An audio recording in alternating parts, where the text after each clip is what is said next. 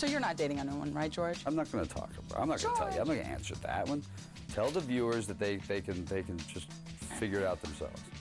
Are you a leg, butt, or chest man? I like to have all three on me. I think if I don't have legs, a butt, or a chest, then I'd just be like a head and a couple of arms. Think about it. You are so bad. You're so good at this. You are so good at this. Oh, what would you rather have right now, a wife or a baby? Can't they be the same? That's a good question. What would you rather have right now? Small wife. Next question. You got more viewer questions? Come on, let's see. Bring it on.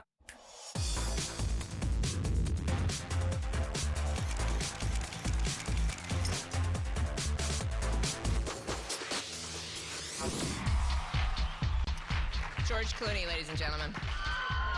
With style and class that channels cinema's golden age, George Clooney is the undisputed king of Hollywood. Mr. Clooney. See, I win an Oscar, it's Mr. Clooney. His charisma and intelligence has made him one of Tinseltown's most powerful celebrities. But who is the real George Clooney behind the charming persona? I like them, they're nice. What's the deal? I mean, really? Family members, mostly. George Clooney is really attractive. He's a notorious playboy and party boy. He seems mischievous in this very friendly, playful way. Someday we're going to find out that, yes, of course, he wasn't that perfect. You can't be that perfect.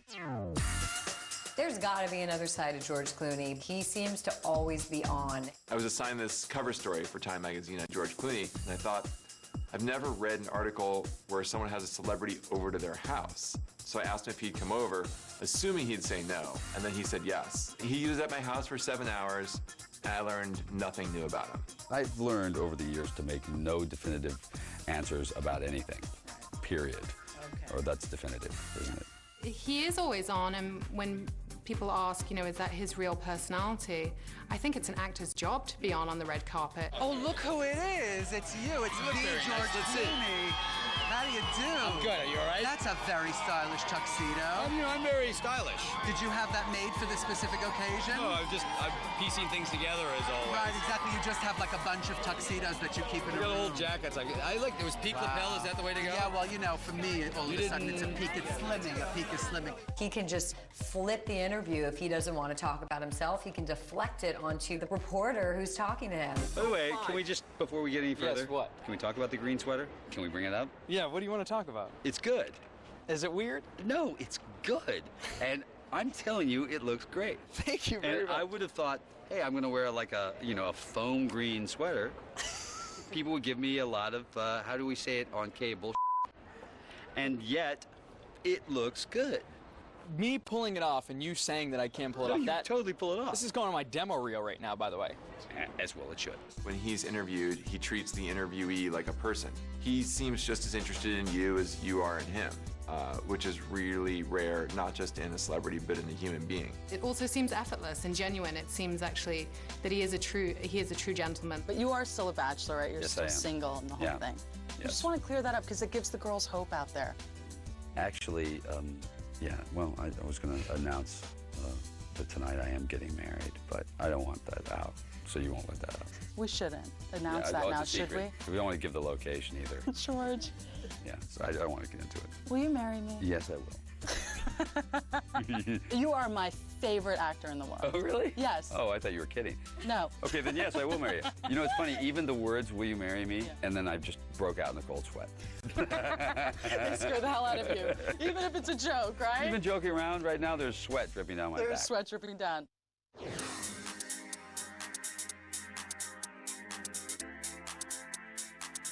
One of the great skills of a public figure is to anticipate and deflect criticism by being self-deprecating and acknowledging your weaknesses. You almost take the air out of something by pointing it out and being able to laugh at it. I tried to bury as many franchises this year as I possibly could. Tried to bring DreamWorks down and the Bat franchise. Just bring them all, crushing them down.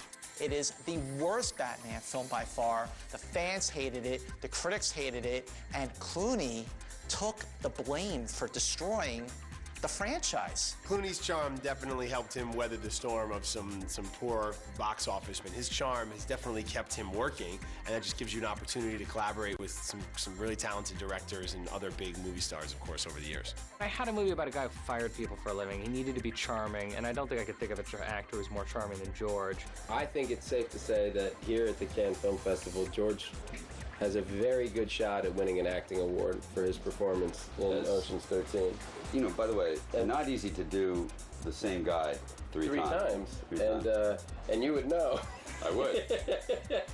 I'm sorry, Mr. Bourne, what did you say? I guess there are two sides to George Clooney. You know, you've got the charming actor who's friends with everybody in the room and pulls pranks and jokes on his cast members. He's got this amazing sense of humor, but then he really has this serious side. Who is George Clooney at his core? You know, he's a man of complete integrity. Clooney's a man of integrity. I absolutely think George Clooney is a man of great integrity. And you can see this through, you know, his entire career. Hello, my name is George Clooney. I'm on Baby Talk, and you should watch it because I will give you a lot of money. You know, early on in Clooney's career, he got a job on a sitcom, which was supposed to be his big break. He didn't like the way that the crew was treating one of the actresses and walked off the set.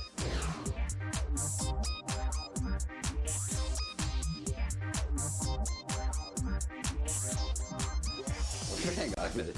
You guys are killing me. Come on, you guys, let's go backstage. I'll show you the backstage of ER. Oftentimes in Hollywood, when actors or actresses are on a hot TV show and they want to make that jump to films, they will do everything they can to get out of their contract. It was obvious that he wasn't just a TV star, that he was going to be a movie star. But he didn't leave the show high and dry. What does that say about him? He is a class act. Well, I've gone on for 4 years now. I have another year on the contract, and I'll honor it because this is a great show and because they're my friends and because it's the right thing to do. George Clooney was one of the first actors to really take a hard stance against the paparazzi. If an outlet buys pictures and the photographer has committed a crime to get these pictures, then that outlet should be held responsible. It must feel good to take a stand. It's the right thing to do. So it wasn't even about feeling good, although sometimes that does feel good. It's just about doing the right thing. I mean, I don't know anyone who wouldn't have done that. George Clooney has shown that beneath his charming persona, he's a man of integrity who's willing to stand up for what he believes. And the more influence he gains, the more outspoken he becomes on issues that matter to him. A couple years ago, I was on the cover of magazines being called a traitor because I said we should ask some questions before we start a war. But will taking a stand ultimately cause his star power to fade?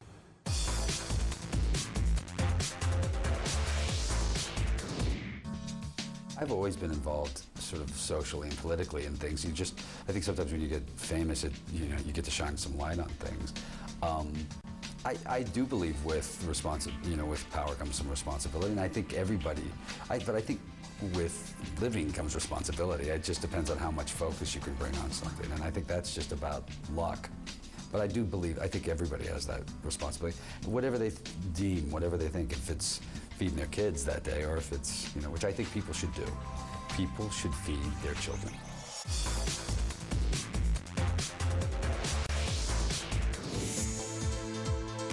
Behind George Clooney's charismatic playboy persona is a man of principle and deep compassion who has used his star power to bring attention to important issues.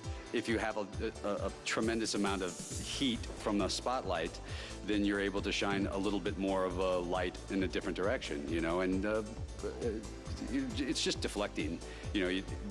My dad calls it a celebrity credit card that you just try to cash in on other places. But are fans ready to embrace Clooney's serious side?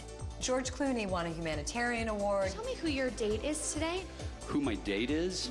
He was nominated for an Oscar. Do you already have a date for the Oscars? He won an Oscar. The world is dying to know, are you or are you not dating Terry Hatcher? Wow, right off the bat, thanks for those important questions. George doesn't want every single question in an interview to be about his love life. He is, I'm sure, constantly frustrated. At the Ocean's films, that's the quintessential sort of like George Clooney role that people want to see him in. He's suave, he's dapper, he's charming. He and Soderbergh had a very clear business plan, which is we're going to make money off these ocean movies, and we're going to use them to finance movies that maybe otherwise we couldn't make and may not make money. When you're in someone else's film, they don't really, all they're really talking about is your performance, what you tried to do in the film, those kind of things. When you direct it, what they're basically talking about is your intellect. So it's always a little tougher because people start to question whether you're bright or not. He's so beloved by people, but he's taken some harsh stances. Like, not just against Access Hollywood and paparazzi and stuff, but like some very liberal causes.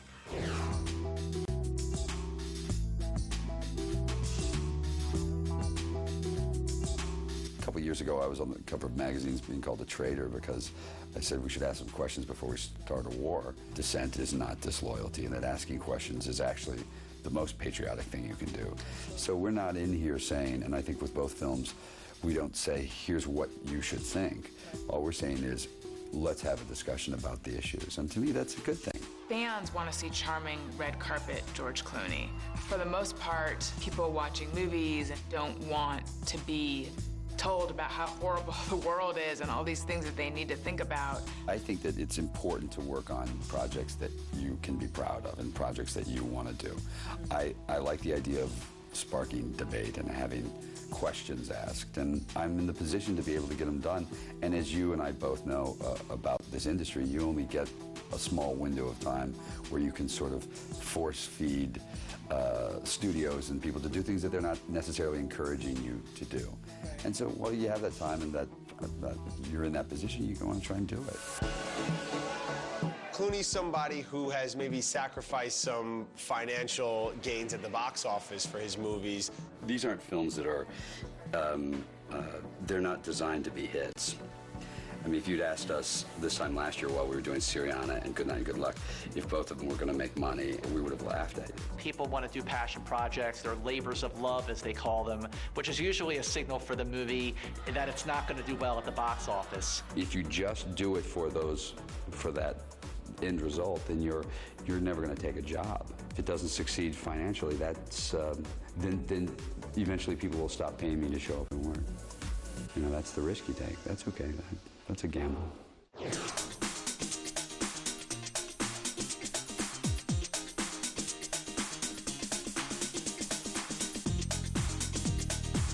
I think with his father being involved in the world of journalism, that obviously played a role in fueling his curiosity and his awareness of storytelling. Well, we would talk about things regularly, always protecting those who had less power than you, and always challenging those who had more. Always to take care of people, and always to question things when people were being dogmatic with you or giving you orders. If there was ever a passion project for George Clooney, it was Good Night, Good Luck, and that's because of his father. His father was a newscaster, so he was brought up in that world. It was a labor of love. I think he did it for $1. He said, I'm going to direct this movie for nothing just so it can get made. We finished the edit on a Friday night. We were in Italy. I was editing there, and he was out visiting. And then I said, you want to come down and see the first crack at it? And he sat in the room there by himself with my mom and watched it, and he just got up and sort of patted me on the shoulder and walked out and said, you got it right. And that's all you need. That's a good compliment from a newsman. George Clooney's father has instilled in him a sense of higher purpose. That's why, in a career filled with Hollywood accolades and Oscar gold, his greatest honor came in 2008 when he was appointed UN Messenger of Peace. I gotta say, Messenger of Peace is a better title. You know, Oscar winner, the Messenger of Peace is just straight up, and no one can take that from you. That's a great honor. Where does that fit in among all these awards that you've gotten? It's just, you know, the funny thing is you can make all the jokes you want, but it is actually like a huge responsibility in general, because mostly what it is that I have to spend a lot of time in places that I wouldn't ordinarily go and try to shine a light on places that sort of need a light shined on them. I think it is a very high honor, and UN is very selective about who to bestow this honor and who to appoint them as. Mostly you just feel horrific for the people that are there. You know, they're in the middle of it. I mean, I get to come in and leave. I think he straddles that line very well between choosing passion projects, projects that he very clearly wants to do for his own interests, and giving his audience what they want, which is the full George Clooney, the smile, the charm, and everything that goes with it. It seems the world can indeed embrace George Clooney, the humanitarian and activist, and George Clooney, the movie star. But in the long term, can Clooney maintain multiple career paths? And if forced to choose, which would he pursue? It comes down to what is your sort of legacy going to be at the end of the day, and you want it to be something more than Batman and Robin. I always figured I would make a living. I didn't think it would be didn't think I would be successful as I am now. That was all kind of icing on the cake and a surprise, and very nice. And we'll also, you know, kind of quickly go back to, you know, I'd like George Clooney to block, please. But that's the nature of this kind of a career that I have. But it's very fun right now. It's fun for me because I didn't think after having the career I've had, doing some bad television and being bad in some bad television, I didn't think I was really ever going to get a shot like this.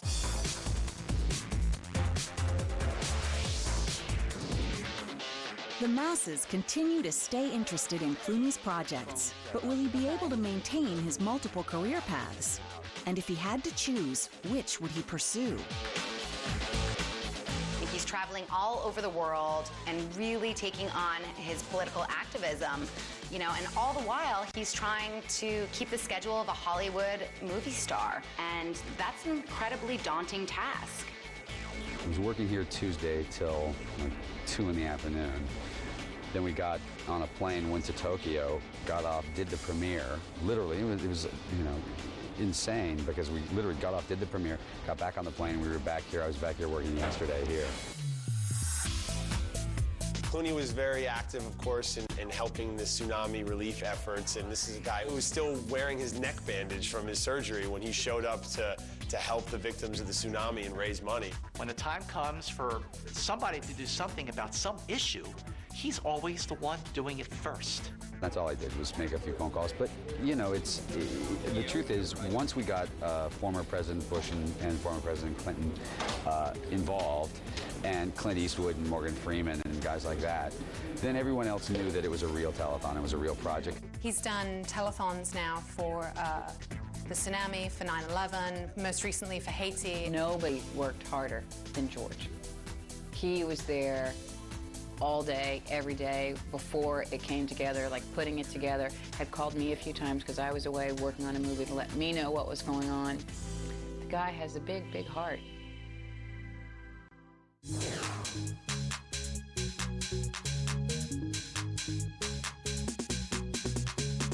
He's an extremely effective public speaker. He's an extremely effective communicator. He speaks with authority. He speaks with intelligence. So if he chose to go in a political direction, I think it's certainly something that he could be successful at. He's somebody who definitely can turn on this movie star charm and apply that to whatever situation he's in, whether it's at an award show on a red carpet or at the United Nations or next to the governor of California. An interesting time in our history. We find ourselves divided on big issues. Like, you really have to control what you say when you run for office, and he's pretty much an open book. I think that would be a difficult process for him. Would he ever go into politics? Who knows? I'd vote for him now. First of all, believe me, you don't want me in politics.